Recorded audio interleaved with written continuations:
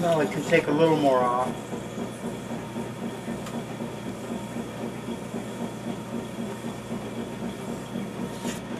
You don't want it too thick down here.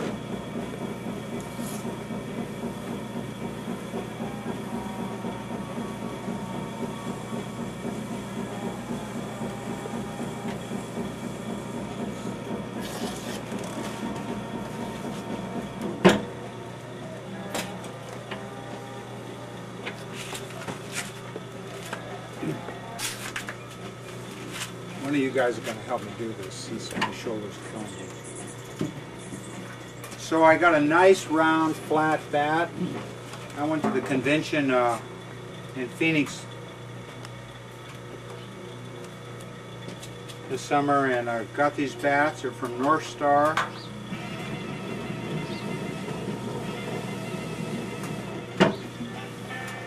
So I want to center it up as best as I can, so I don't have to move this pot too much.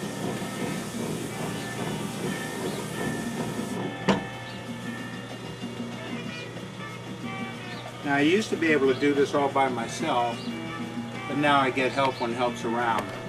Where I get over there. You can put your hand right under this bat, like this, and one hand here. We're going to lift it up. Hold on, let me get my hand. Get your hand good underneath it. Flip it over. Good. That's good. Just sit there.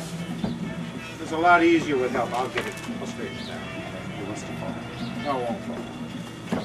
Oh, just chill.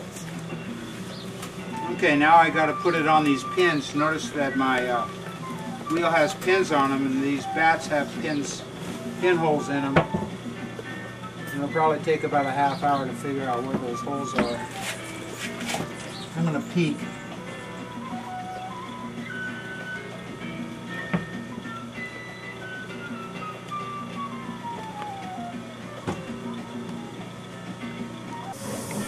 And I have a nice flat surface. This is that plastic I put underneath that to protect it from the wheel head, so I take that off. Let's get rid of this clay here. You can see about how much clay was trimmed off. A lot more will come. So now I have to center it. And I center it basically on this little hole right here. We'll get a kind of a projection of where it needs to be by just holding a tool and letting it make a mark. And from that mark right here, I'm going to push the pot away. It's dry enough that I can do that. And that's one of the reasons you want a leather hard, so you can move the pot without warping it. So we'll make another mark, see how that did.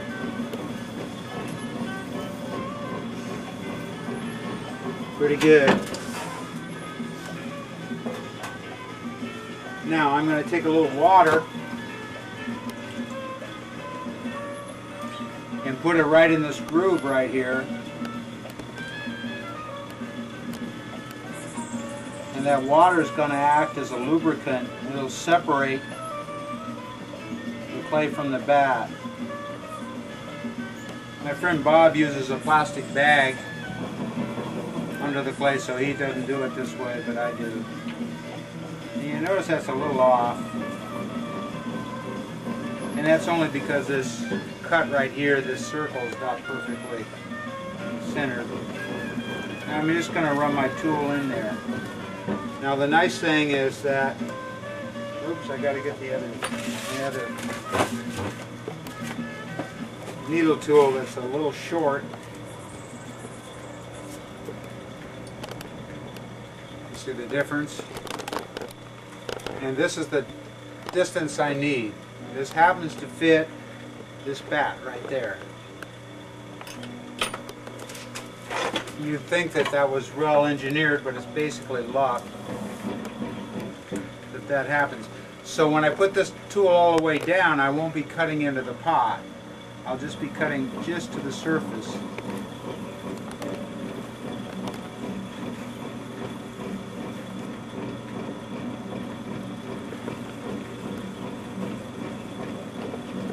now that's cut away from the bat.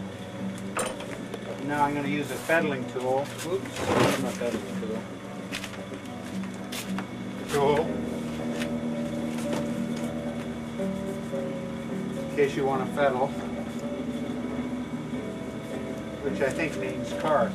If you notice, the bat and the tool match. So if I run this tool all the way underneath to this edge, I know I'll cut right to that. It just makes life easier.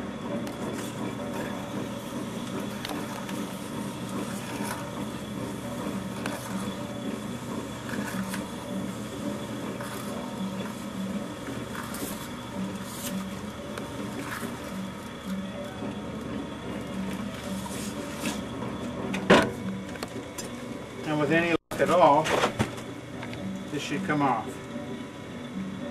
No luck. We'll do it again. Put a little more water underneath that.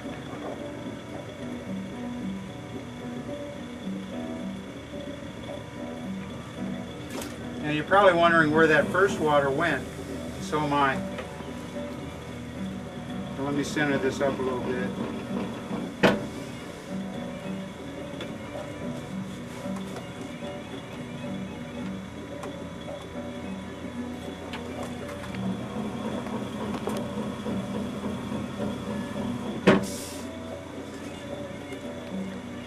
When I do this, I want to hold this at a little bit of an angle, so I actually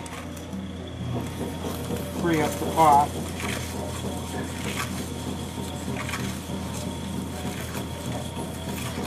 Now that should have done it.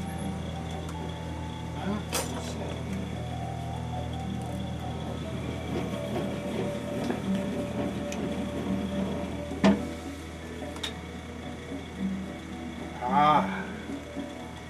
And that's why you need a nice plastic surface to cut in on. So now, by the way, you don't want to let this water stay on this pot because it'll actually etch it a little bit. It just looks funky.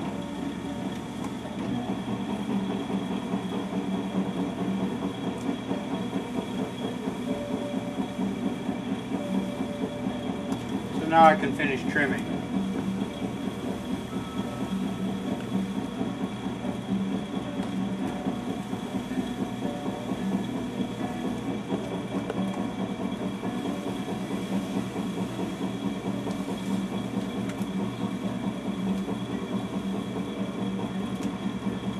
Again, anytime you're working on a pot, you want your elbows supported by your legs or your hip so you don't bounce. The clay has a mind of its own. It's kind of like an unruly teenager. You just got to be firm and gentle.